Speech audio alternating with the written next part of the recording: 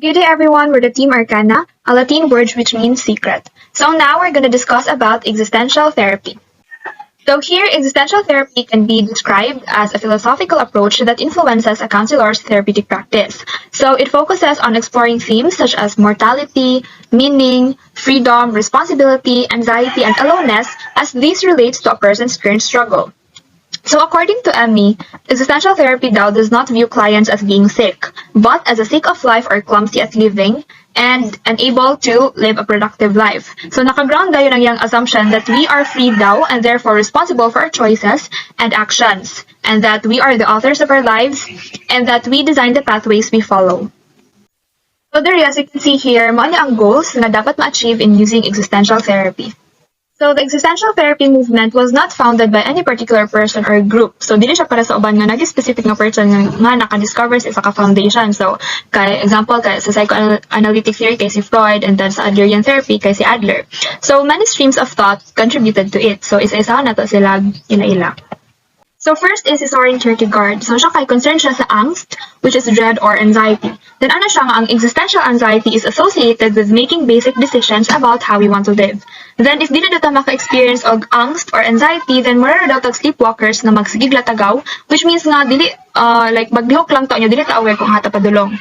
And then yes, anxiety is by no means an uncomfortable state, but ano siya, necessary siya to our becoming human. Then he also said na needed daw ang willingness sa isa ka tao to take a leap of faith in decision making. And with that, becoming human is a project, and our tasks is not so much to discover who we are as to create ourselves. So our next philosopher is Friedrich Nietzsche. So he expressed a revolutionary approach to the self, ethics, and society. So just like Kierkegaard, gi-emphasize niya ang importance sa subjectivity. Then ano siya nga ang value sa isa ka person kay nagdepend daw na sa iyang will to power. So if kita daw kay magpareha sa sheep nga magsunod lang kung aha ang earth, then will be nothing but mediocrities or nobody or nothing. So but if we release nato atong selves by giving free rein to our will to power, then we will tap our potentiality for creativity and originality. So Heidegger's phenomenological existentialism reminds us that we exist in the world and should not try to separate ourselves from it.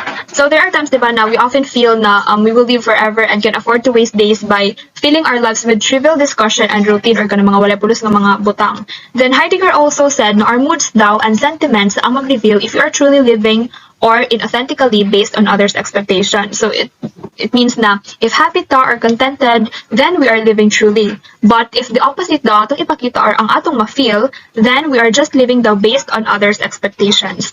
So Heidegger's phenomenological existentialism encourages people to look forward to authentic experiences that are yet to come.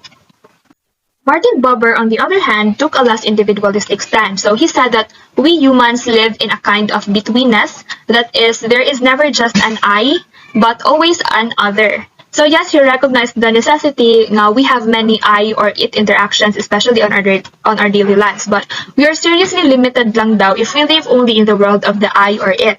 So for him, ang presence is very important, ang presence no word, such as presence to other individuals. So Buber also argued that the therapist and client could never be on the same footing, so dili sila ka-level, because the latter or ang client comes to the former or the therapist for help. So here, Ludwig Binswanger proposed a holistic model of self that addresses the relationship between the person and his or her environment. So he used a phenomenological approach to explore significant features of the self, including choice, freedom, and caring. So he also mentioned that existential analysis emphasizes the subjective and spiritual dimensions of human existence. Then he also claims that ang crisis in therapy daw were typically ang major choice points sa client. So Boss, along with Binswanger, made reference to Daishin, or being in the world, which pertains to our ability to reflect sa mga life events and attribute meaning atong events. So they believe that the therapist must enter the client's subjective world without assumptions that would possibly get in the way between sa iyang experiential understanding. And lastly is si Sartre, who was convinced that humans now are even more free than earlier existentialists had believed. and that our values are what we choose. So if we fail to acknowledge our freedom and choices, it will result in emotional problems. However, despite sa atong freedom, di ba, we still tend to make excuses by saying, ay, di ko maka-change karon tungod sa akong past. So if madugan ka ni Sartre, ana, inon din ka niya nga bad faith na siya. Like, excuses are bad faith because no matter what we have been, we can make choices now and become something quite different. And that we are condemned to be free. So Sartre's view was that at very moment, by our actions, we are choosing who we are being. So the next thing that we're going to talk about are the key figures in contemporary existential psychotherapy, including ang ilang mga contributions. So first in the list is Viktor Frankl, who developed logotherapy. So logotherapy means therapy through meaning. So his philosophical model sheds light if what does it mean to be fully alive. So the central themes running through his works are kanang life has meaning under all circumstances. Then ang central motivation for living is the will to meaning. Then next is we have the freedom to find meaning in all that we think. And lastly is that we must integrate body, mind, and spirit to be fully alive. So second is Rollo-May. According to him, it takes courage to be, and our choices determine the kind of person we become. So there is a constant struggle within us daw ana siya. And then although we want to grow toward maturity and independence, which is ma-feel man na to every time, then maka-realize din ta that expansion is often a painful process. So hence, the struggle is between the security of dependence and the joys and pains of growth. And the third one is Irvin Yalom, who has developed his approach to individual and group psychotherapy.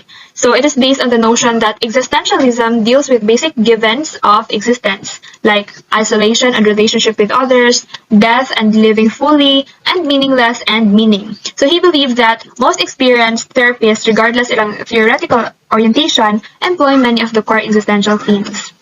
And lastly is James Bogenthal, who coined the term existential humanistic psychotherapy. So there emphasize niya ang pag-cultivate sa client and patient's presence. So he developed techniques para i-assist ang client in deepening inner exploration or searching himself. So ang primary task sa therapist sa existential humanistic psychotherapy kay tabangan nila ang clients to discover more about themselves in the living moment. So kaysa ang patient lang themselves ang makipag-istorya sa ilang kaugalingon. Then ang center sa approach ni Bogenthal is iyang view sa resistance. And by resistance, it doesn't mean nga mag-resist or dili mag-cooperate sa therapy, but it's for the client to being fully present both during the therapy hour and in life. So ang forms of resistance include intellectualizing, being argumentative, always seeking to please, and any other life-limiting pattern. So if naagali ma-observe na resistance sessions, so the therapist repeatedly take notes or tags the resistance so the client increases his or her awareness and ultimately has an increased range of choices. So that's all, and let's now proceed to the next topic. And now, let's proceed to the basic dimensions of human condition according to existential approach and also the implications for counseling practice for these propositions. Proposition 1 is the capacity for self-awareness. Freedom, choice, and responsibility constitute the foundation of self-awareness. The greater our awareness, the greater our possibilities for freedom. Increasing this, which includes awareness of alternatives, motivations, factors influencing the person, and personal goals is an aim of all counseling. Clients need to learn that the price must be paid for an increased awareness. This concept tells us that we can either limit or expand our consciousness depending on our awareness. By expanding this allows us to grow in our life and in the things we do in life. Next is Proposition 2, Freedom and Responsibility. This concept deals with a person to having freedom to choose whatever they want for shaping their own destiny. This means we are responsible for our actions and everything else we choose or what we want to do with our life. It is essential to respect the purpose that people have in mind when they initiate therapy. If we pay careful attention to what our clients tell us about what they want, we can operate with an existential framework. And it is very important to consider cultural backgrounds when counseling someone and assisting them with their choices. Proposition 3 is striving for identity and relationship to others. This concept talks about the people being concerned about themselves, but also likes to relate to other human beings and like discover ourselves and create our own identity. Part of the therapeutic journey consists of the therapist's challenging clients to often look for answers, try to choose their values and beliefs from other people, not truly from within ourselves. Like we are just looking at what others are expecting from us rather than trusting our own idea or our own instinct. Proposition 4 is the search of meaning. In existential therapy, this is often goal to the to find the meaning or challenge the meaning of their life. It is really a struggle to find purpose in life. That is why therapist function is not to tell clients what their particular meaning in life should be, but to point out that they can create meaning even in suffering. Proposition 5 is anxiety as a condition of living. Anxiety comes from a person's drive to survive, and this often makes a person feel anxiety.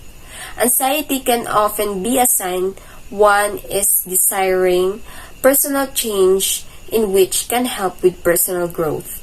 The therapist and client can explore the possibility that although breaking away from crippling patterns and building new ways of living will be fraught with anxiety for a while, anxiety will diminish as the client experiences more satisfaction with newer ways of being. And lastly, Proposition 6, which is the awareness of death and non-being. It is very important to understand the reality of death and dying. Death should not be considered a bad thing, but something to motivate one to appreciate the present time and not worry about the future. So according to Yalom, he recommends therapists to let their clients to talk about the reality about death. So that would be all, and let's proceed to the next topic. Good evening, everyone. This is the part of my report, which is the therapeutic process. Existential therapy is a type of therapy that invites clients to recognize when they are deceiving themselves and make choices that lead to an authentic life. This therapy is usually used, or especially for people who experience existential crisis, people who question their lives and purpose.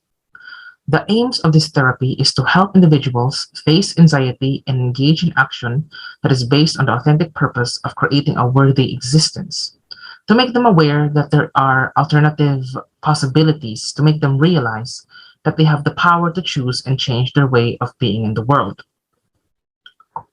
Therapists' function and role. The role of therapists and their function is to understand the subjective worldview of the client and help them and help them come to new understandings and options whenever they tend to complain and avoid responsibility and blame others. That is the time when the therapists ask how they contribute to their situation, like, o sa imong naambag sa imong life in order to change your situation, mga. Therapists usually deal with people who have restricted existence. Restricted existence. It usually means individuals who lack self-awareness or limited awareness and tend to be vague or mysterious about the nature of their problems. Because of this, they only see few, if any, options for dealing with their situation, making them feel helpless, trapped, or stuck. Their therapists are there to help them see in which they constrict their awareness and the cost of such constriction by engaging in self-confrontation. In this way, clients can see how they become what they are, making them aware of the factors of their experiences and accept responsibility for changing their future. Clients' experience in therapy. Clients in existential therapy are encouraged to assume responsibility for how they are currently, choosing to be in their world. The experience of opening the doors to oneself can be frightening. Another aspect of experience is confronting concerns rather than coping with problems, Rather than solution-oriented, it tends to be philosophical. Relationship between therapists and clients. Therapists give central prominence to their relationship with the client, and it tends to be a person-to-person encounter with mutual respect for each other's presence, implying that the therapists have faith in their clients and vice versa. Presence has a crucial role in therapy because it serves as dual functions of reconnecting with people's emotions and attuning them to transform emotions into a positive one. Application, therapeutic techniques, and procedures. Unlike most other therapies, the existential approach is not technique oriented. These interventions are made to be subjective. Practitioners employ are based on philosophical news about the nature of human existence, preferring descriptions, explorations, rather than diagnosis and or treatment. There are four procedures. The first one is phases of existential counseling. It is about helping clients identify and clarify their worldview. The second one is about choosing the appropriate clients, especially those experiencing abuse issues, and people who belong to the minorities. The third one is about applying personal responsibility and commitment to their current situation. And the last one is about a group who are making a lifelong commitment of self exploration with their goals. Existential therapy from a multicultural perspective. When it comes to multicultural perspective, there are strengths and shortcomings. The strength is that it is broad. It is a useful approach to help clients of all cultures find meaning and harmony in their lives, like love, suffering, and death. Existential therapy is useful because it focuses on universality. That's what I meant. Universality. The shortcomings is that it can be individualistic and ignore social factors that cause human problems. Examples are people who experience discrimination. They may seek they may seek existential therapy in hopes to see that they can change their problems, only to find that the problem is external and out of their to change control to change, making the person feel powerless and frustrated. So, Maura, ako ang report. Thank you for listening.